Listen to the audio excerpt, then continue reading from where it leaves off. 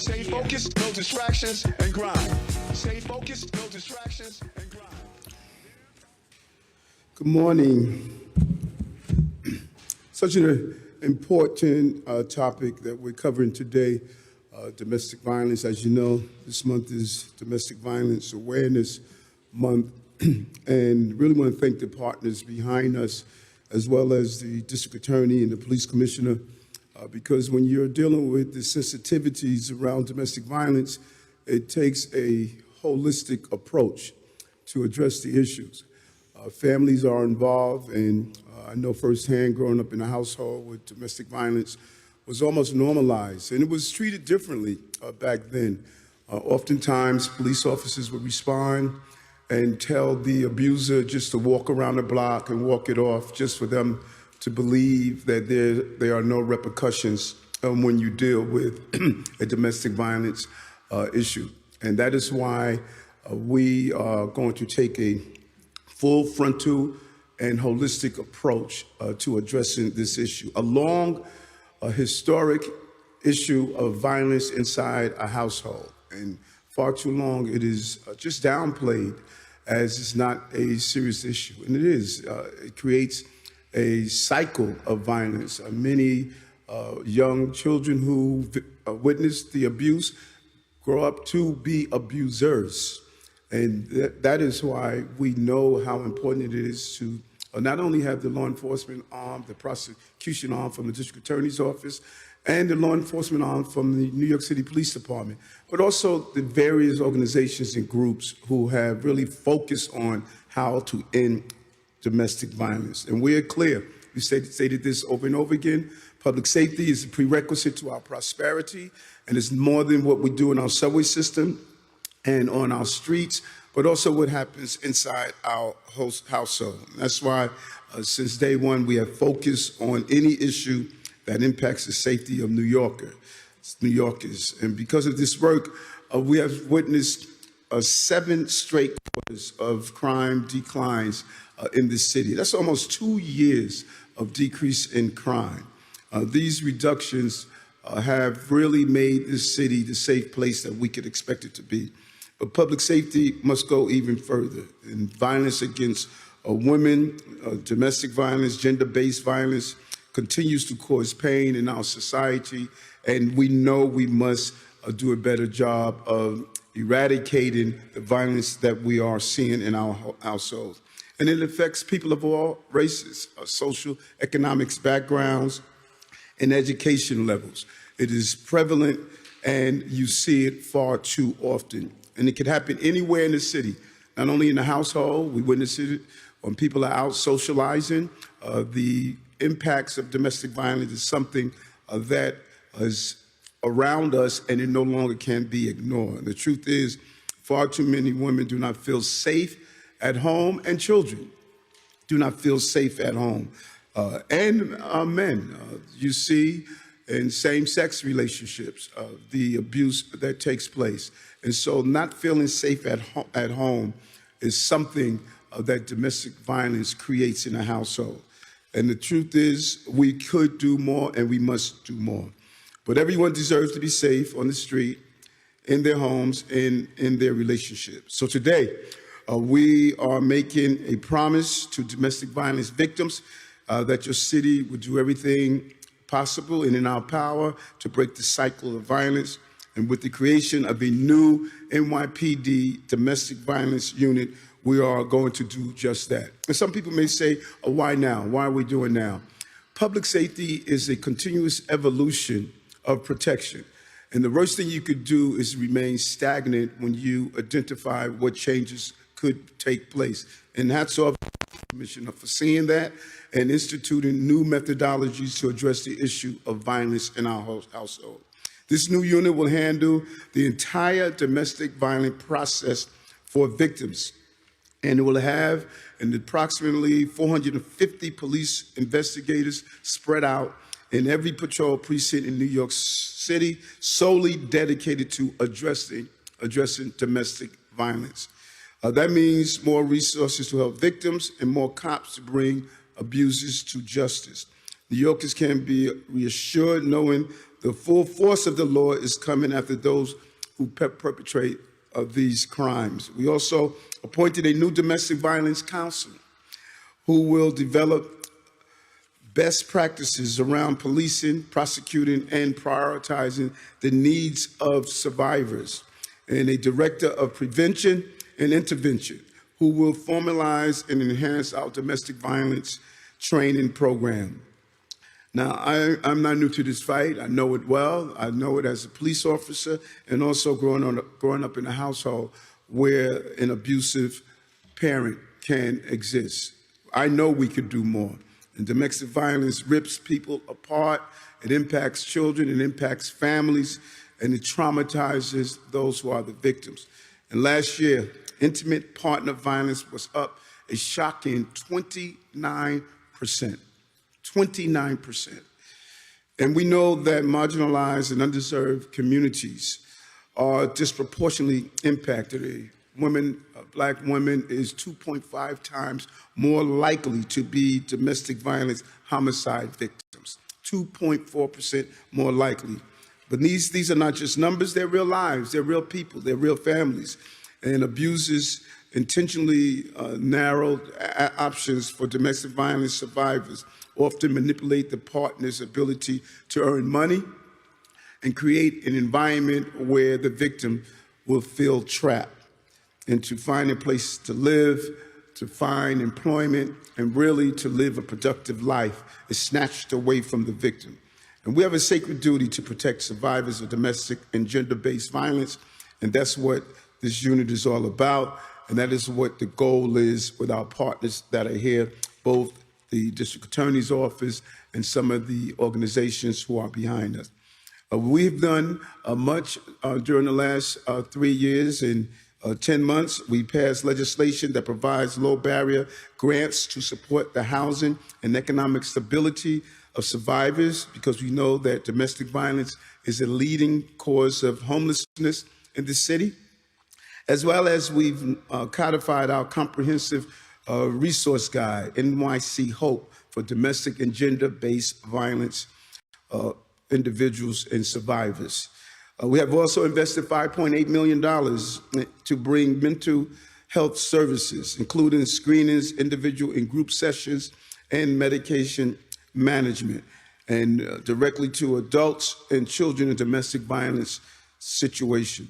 And the Mayor's Office of Domestic Violence, really want to thank them. The Mayor's Office of Domestic and Gender-Based Violence continues to do incredible work providing support for survivors and their children, including by offering families stable housing, financial support, employment opportunities, and other legal and mental health services. And we all know what we've done around gun violence prevention. Getting guns out of the hands of those who are abusers is part of our holistic approach to dealing with domestic violence. And so today, this new unit, we rise as one city to say to our domestic violence survivors, we're here with you, and you are not alone. We will be here to eradicate domestic violence in our city. I want to now turn it over to Police Commissioner of the City of New York, Commissioner Jessica Tisch. Thank you, sir, and good morning, everyone. In 2025, the NYPD has made historic progress fighting crime. In the first 10 months of the year, our city had the lowest number of shooting incidents in recorded history. We just had the safest third quarter ever in transit, excluding the pandemic years. Your NYPD cops have made our streets, our subways, and our housing developments significantly safer. But one crime has remained a troubling outlier, and that is domestic violence. Since 2020, domestic violence incidents in New York City have increased by 41%, and that is based only on the survivors who came forward. We know that the true impact is far wider. In that same time period, domestic violence has remained a consistent driver of overall felony assaults, accounting for nearly 40% of these crimes citywide. This issue is pervasive, and it harms people in every community across our nation. That's why, for the first time in more than 30 years, The NYPD is making a fundamental change to how we respond to, investigate, and follow through on domestic violence cases with the creation of our new domestic violence squads within the NYPD's Detective Bureau. These cases are unique in so many ways: the intimate relationships involved, the complex reasons why survivors may be hesitant to come forward and cooperate with the police and prosecutors, the exploitative dynamics between aggressors and survivors. These incidents don't happen because someone was at the wrong place at the wrong time, and they are not whodunits, where our detectives are following leads and interrogating a list of suspects. In over 98% of DV cases, we know exactly who the offender is, and this violence happens at the hands of people the survivors know, love, and trust. That's why these investigations require a different set of skills. They require the police to innovate, to adapt, and to approach this issue with the care, compassion, and full attention that it demands. So effective next week, about 450 officers and detectives will be put into the domestic violence unit housed within the Detective Bureau. We are creating the new title of Domestic Violence Investigator and placing these DV squads in every precinct. And additional personnel will also be assigned within the warrants section to prioritize the arrests of DV offenders. In the past, a handful of precinct and housing officers were designated to work on DV cases with certain standards and practices varying between commands. Detectives in local precinct squads, who are generalists and don't specialize in DV, were also assigned these same cases. And at several points, they duplicated the work of the patrol officers. This was clearly inefficient, but it was more than that. It was re-traumatizing survivors by subjecting them to repeated interviews with officers who were working on the same case, but not necessarily in the same ways. And it was eroding the survivors' confidence in the process. Now, from complaint through prosecution, one team of investigators will handle these cases, and every step will be coordinated. This is a survivor-centric, trauma-informed approach with one goal: survivor safety. We are giving these specialized investigators the tools, the time, and the training that they need to do this work to the highest standard. And we are investing in them so that they can invest in these survivors. In short, this new unit now gives DV cases the same focused attention as gun violence or hate crimes. There should be no scenario in which the NYPD has a computer crime squad in the Detective Bureau, but not a domestic violence squad in the Detective Bureau.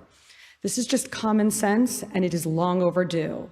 And what's more, the centralization of this new division under the Detective Bureau recognizes the intersectionality of domestic violence with sex crimes and human trafficking, placing all facets of gender-based violence crimes under one umbrella. This is something that advocates have been wanting for years, because the separation of these investigations across bureaus meant that aspects of this work, from training to witness interviews to paperwork, was variable. Now we will have standardized, consistent policy and practices from start to finish. A few more details on what's changing. Every domestic violence investigator will receive additional recurring training, including trauma-informed interviewing, predominant aggressor determination, working with children as witnesses, culturally specific dynamics of DV, and more. And their work will be coordinated with the warrant section through the creation of a DV warrant team in each borough. These teams will focus solely on DV cases and manage apprehensions citywide. We are going to deepen our collaboration with outside agency partners and advocates, including our dedicated colleagues in the Crime Victim Assistance Program, making sure that survivors know exactly what resources and services are available to them during every step of this process. And this new unit also eliminates redundancies, ensuring that we aren't wasting time duplicating the same investigative steps in separate squads. To support these efforts, both internally and externally, we have created 2 new civilian positions in the NYPD. The first is a domestic violence director of prevention and intervention, who oversees training for all NYPD officers and civilians who work with domestic violence survivors. And the second is a dedicated domestic violence counsel who will work with our DAs to prioritize the needs of DV survivors, to build successful cases and prosecutions, and to ensure offender accountability. I am a real believer that pairing civilians who are subject matter experts with the greatest detectives in the world truly brings the full capabilities of this department to bear, and that is very much the vision here. On top of that, the DV officers transferred into this new unit will now be put on track to earn their detective shields, giving them a well-deserved path toward advancing their own careers. And finally, just as we do with all our strategic, data-driven plans for crime fighting, the domestic violence unit's work will be analyzed and evaluated through DOMSTAT, modeled after our weekly CompStat meetings at 1PP. And going forward, these DOMSTAT sessions will be conducted through the lens of the new roles and responsibilities of the domestic violence unit, meaning we won't just be focused on complaint and arrest statistics. We'll be looking at ultimate case resolutions, how a DV survivor's understanding of safety can inform our work, and how we can be better at every stage of these investigations. Our number one priority here, and the constant driving force behind all of these moves, is keeping people who are in these situations safe. It's about more than getting justice. It's about taking violent predators out of our neighborhoods and preventing the next incident before it's too late. The survivors of domestic violence deserve our focused and our undivided attention. They deserve a police department that makes them a priority. And now, the NYPD's domestic violence unit within the Detective Bureau will be there for them every step of the way. At this time, I'd like to introduce our next speaker, the Vice President of Safe Horizon, Maureen Curtis. Maureen.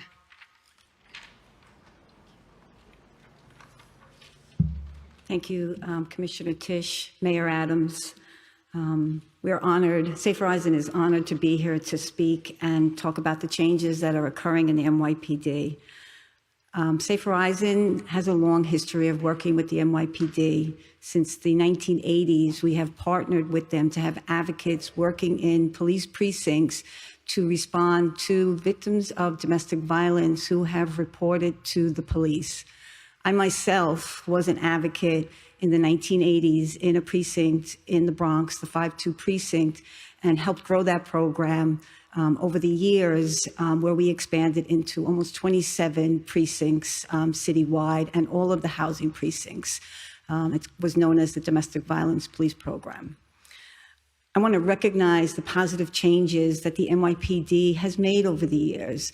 In the 1990s, creating domestic violence police officers citywide, expanding CompStat to DOMSTAT, and then inviting advocates to attend DOMSTAT, which is critical because it shows the value of the work of advocates with NYPD, and advocates who sit in police precincts as well as advocates from the community.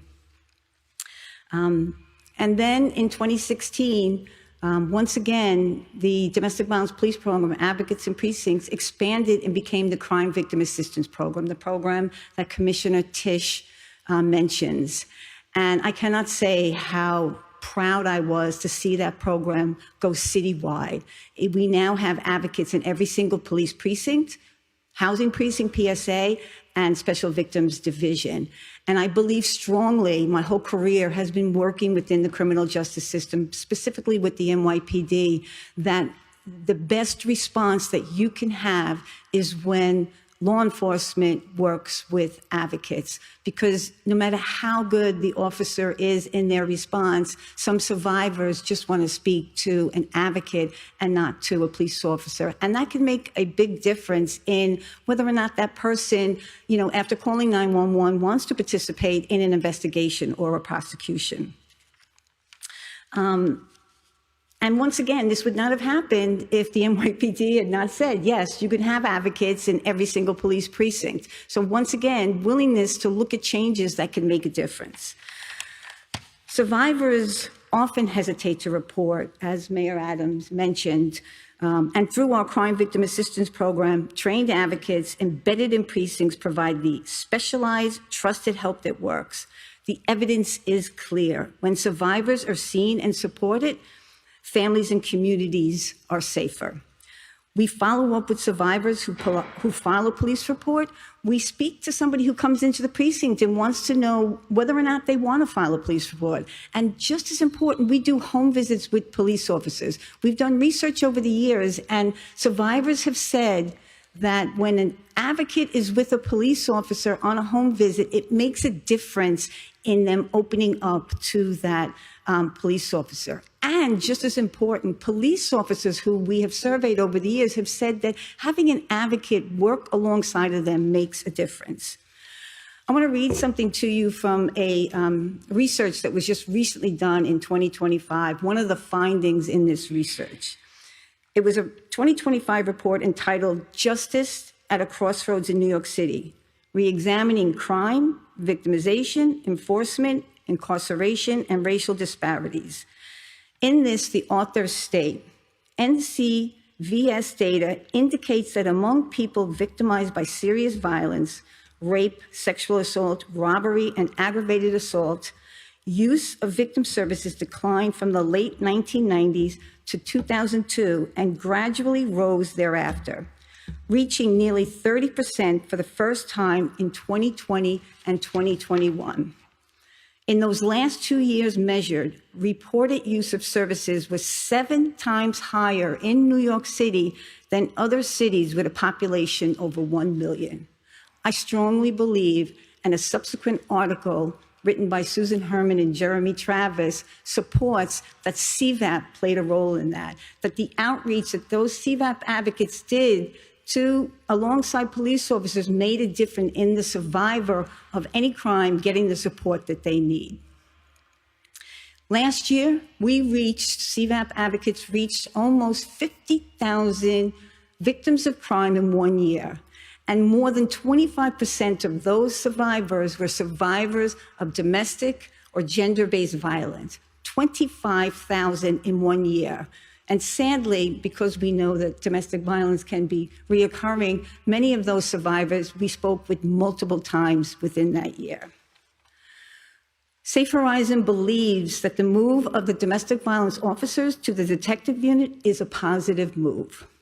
It puts the domestic violence officer on a career path within the NYPD, raises their stature, and also recognizes the work they are already doing, thus leading to a higher level of satisfaction in their work. And we know that when people are satisfied in the work that they do, it makes a difference in how they do their work. So we applaud the NYPD for looking at this. The program that I mentioned that started in 1984, it was actually started by an NYPD retired sergeant. So he, for many years, was talking about putting the domestic violence officer, because he knew how hard they worked, and he said they should have a career path.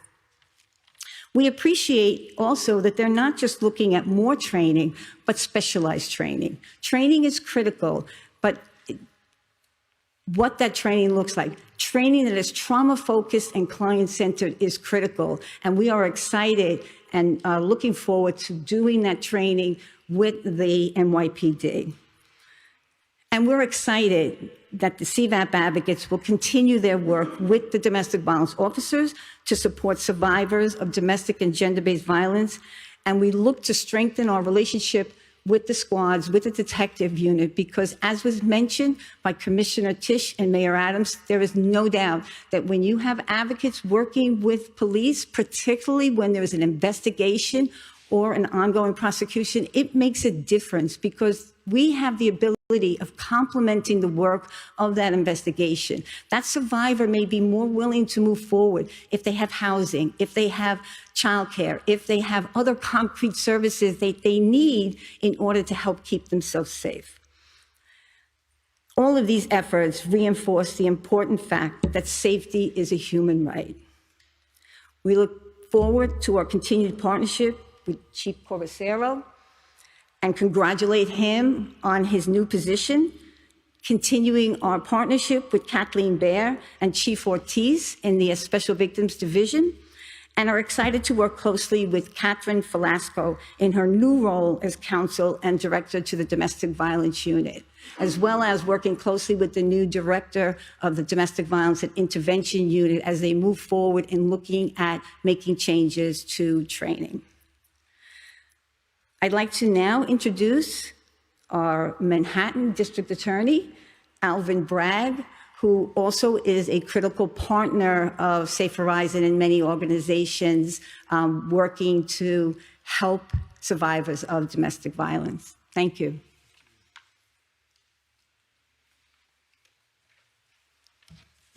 Thanks so much. We're honored to partner with Safe Horizon and so many other groups that are on the front line.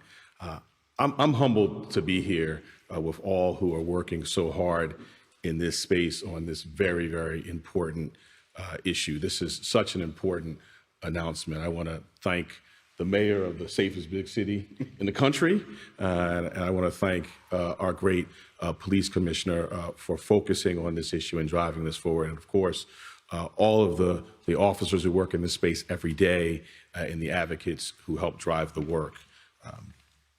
This is one of the most common offenses in the borough of Manhattan, in the city of New York, and the country. It demands innovative, comprehensive solutions, and that's why I'm so happy to be here today, because that's exactly what this is.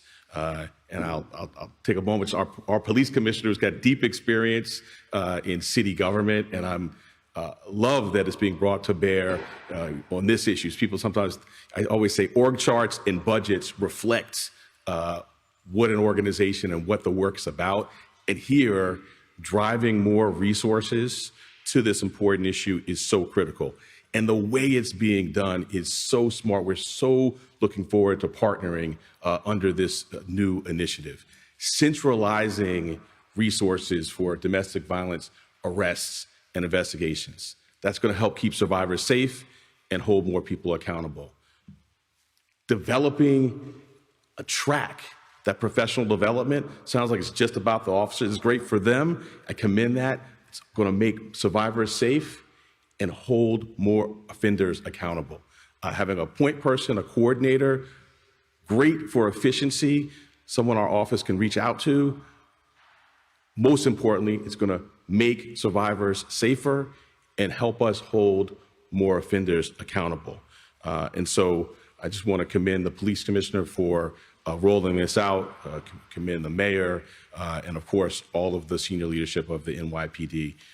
We're looking forward to working with us. We have a Survivors Victims Division in the Manhattan District Attorney's Office that is sort of organized in a similar way with all of this work under one house. And so we're looking forward to partnering together to continue to make New York City and the borough safer, and in particular, to address the issue of domestic violence. Thank you. To what extent do you think that this program incentivizes arrest and prosecution where one would otherwise not have been called for, if you're tying promotion to prosecution? I wouldn't say it's specifically about tying promotion to arrest and prosecution. This definitely streamlines the NYPD's work with both survivors of domestic violence and on investigations.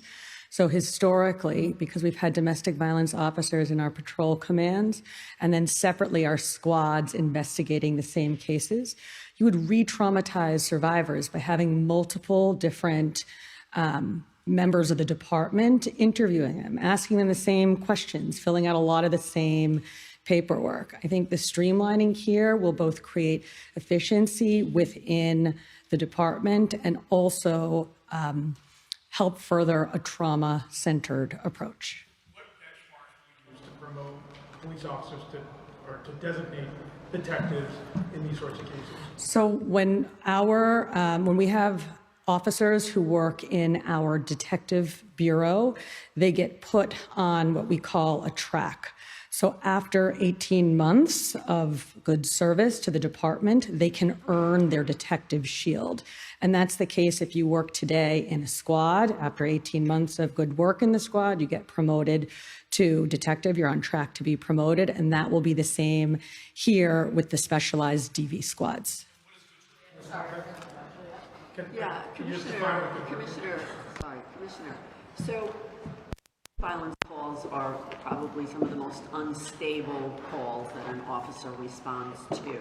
And we have seen where officers are killed and injured. So what about this training is going to change the way they respond to these cases? Well, the first thing that's going to happen is that our domestic violence investigators are going to get yearly recurring training on lots of different topics, centered and focused around survivors and investigations and response. And again, this whole program is about streamlining our response when we are working both with prosecutors and with survivors.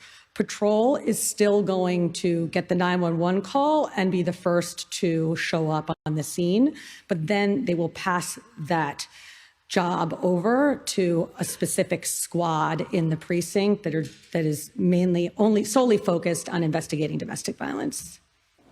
And it's important to point out that it's so important what the commissioner just stated, because the methodology used to ensure safety at the initial call is still the same. Domestic violence calls are one of the most dangerous calls a police officer can go on. And it's very sensitive. You arrive at the scene, you don't really know what you have. You have children that are involved. You have the emotion of even the victim. There are many cases where police will respond and go after apprehending the abuser, and you will have the victim that will join in and also assault the officers. So this is a very traumatic experience, and you need professionals to do it correctly. That's not changing. We will always train officers on how to respond to those emergency situations, but it's what happens after that we're really looking at to modify. Does anyone here know why domestic violence has increased unabated since 2019? Anyone wants to?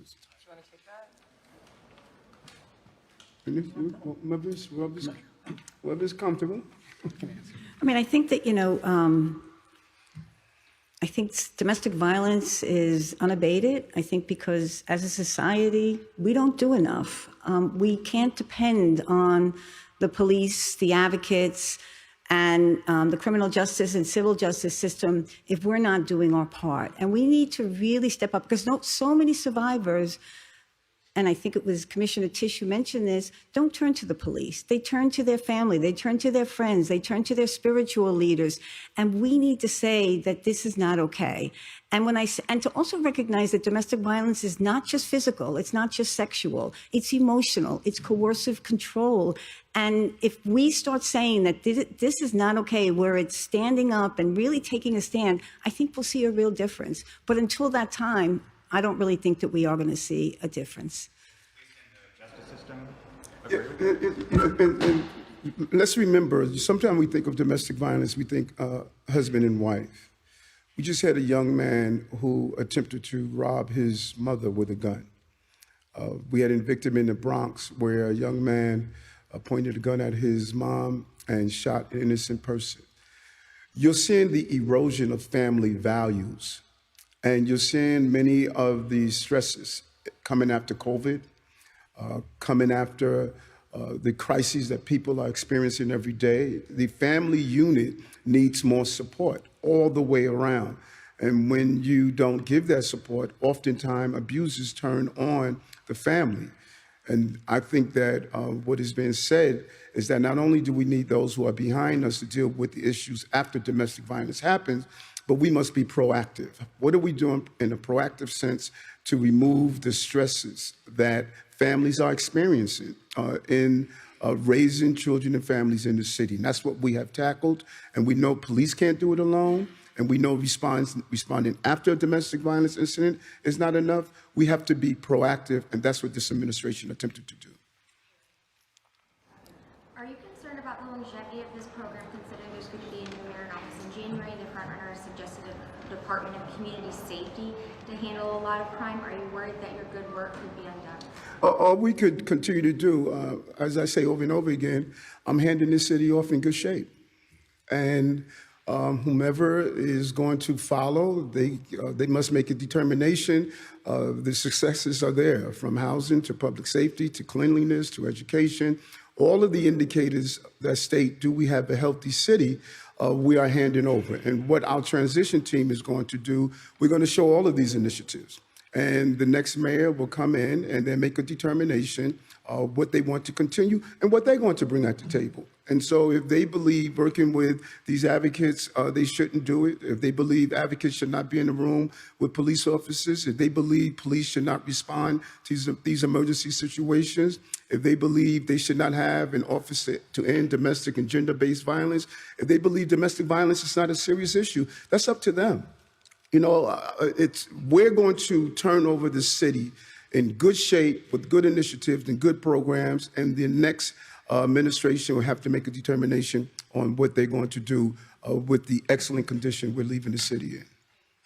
I'm curious, well, twofold. Is there data on which precincts or patrol boroughs have the highest number, or is it kind of spread across the city? And then additionally, will these officers be assigned to specific precincts, or will they be housed at a patrol? So we can get the data to you, but what I think it will, what I'm confident it will reflect, is a massive increase citywide in the past 5 years. But we can get you the borough-specific data after this press conference. And your second question, Katie? Yes, so the squads will be attached to precincts. So when you become a domestic violence investigator, you will be within a DV squad in a specific precinct, and that's where you'll stay. Precincts select, is it all the precincts? All precincts citywide. Yep, all precincts citywide will now have a domestic violence squad attached to it within the Detective Bureau. And I know Matt had asked for more details on the statute offered earlier. Do you have that? On the tracking of how, Chief Kenny, can you talk about how tracking works in the Detective Bureau? So, excuse me, basically, when an officer demonstrates a good work ethic while they're on patrol, they'll get picked up into an investigative unit. They will be put on what we call on track, and they'll earn their detective shield by doing a good job. During that 18-month period, they'll be evaluated at least 2 to 3 times, and if they've demonstrated that they know the job and they're doing a good job, they will get their shield. Based on the ability to work with others, based on the ability to make arrests, based on the abilities to conduct good investigations. Prior to this unit, how many domestic violence officers are currently in the department? So we have had domestic violence officers, as I mentioned, assigned to every precinct and PSA citywide. What this is a streamlining of investigations about around domestic violence. So instead of having domestic violence officers in precincts interviewing survivors and then separately investigators in our detective squads interviewing those same survivors, we are creating special domestic violence squads within every precinct to be the single point of contact for both survivors and prosecutors. Who's to blame for this erosion of family values? So we're going to excuse everyone. Thank you so much for the work that you're doing, and let's continue to do a great job around this.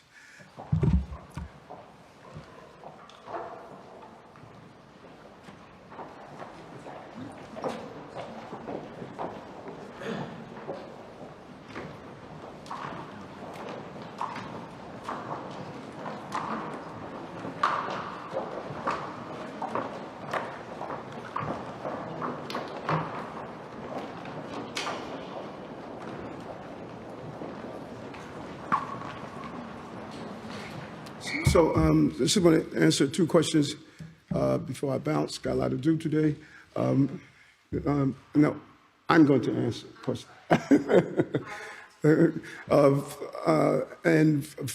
And I will call on who I want to call on, okay? First, there was a great deal of energy around what I'm doing next in life. I hope you guys didn't think I was just going to disappear. I got some great offers by many parts. Many people are pleased at what we've done in this city. I want to go back to school, number one. I would like to get my doctorate, and many people have witnessed what we've done here in this city. Many people want me to do things in other countries. Many of you know my love of travel. I'm looking forward to improving cities across the globe. And I'm looking forward to stay focused on this city as well, to make sure that we do not abandon what we have accomplished here. And I don't want our city to slip into a state that we're witnessing in Europe and across the country. I think it's imperative to use my voice to continue to lift up what I believe is important around technology. I would love for this city to become a city where language is no longer a barrier. We're going to be rolling out how technology could assist other New Yorkers. And so I have the ability now to take what I've learned here as the mayor of the most comprehensive city on the globe and take it and help cities across the globe. And so, and of course, you all know I want to do my book. I want to spend time focusing on my book and getting it done. And I have several attractive offers to do that, as well as a documentary. This has been a great experience, and I think that we should share what we have accomplished. Second, the debates. The debates are taking place tonight. I'll catch it on the review because I have the Alfred E. Smith dinner, I have my Diwali event, and I have a bunch of other things to do. And I'm hoping that New Yorkers are focused on the candidates to make sure the right questions are asked so that we can see what the city is going to look like in the future. So we continue to move forward. No one can argue by all indicators this city is far better than what we inherited, and we have really moved the city in the right direction. Third, endorsement. Everyone is asking me when you're going to endorse, when you're going to endorse, when you're going to endorse, when I'm ready to endorse. That's the best answer that I can give. And everyone that is giving their predictions, you must be inside my head because I don't know what I'm going to do yet. And so we've witnessed the last 7 months. You guys have had me in Saudi Arabia, you had me in HUD, you had me quitting, you had me doing this, you had me doing that, you had to do that. Listen, folks, report the facts and not the rumors. So I hope I answered the questions that you have, and if I didn't, as a mayor that is moving forward, I can just bounce, okay? Yes. No, go ahead, June. Staying local here, if you feel you can still contribute, and in what way, rather than travel the world or be assigned somewhere else?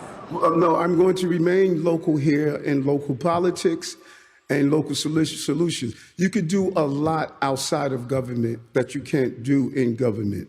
There's so much you can do. Let me give you a perfect example. There's a school here, there's an AI school where children are using, I just learned about this a couple of months ago, where they're using artificial intelligence to teach children on the individual level.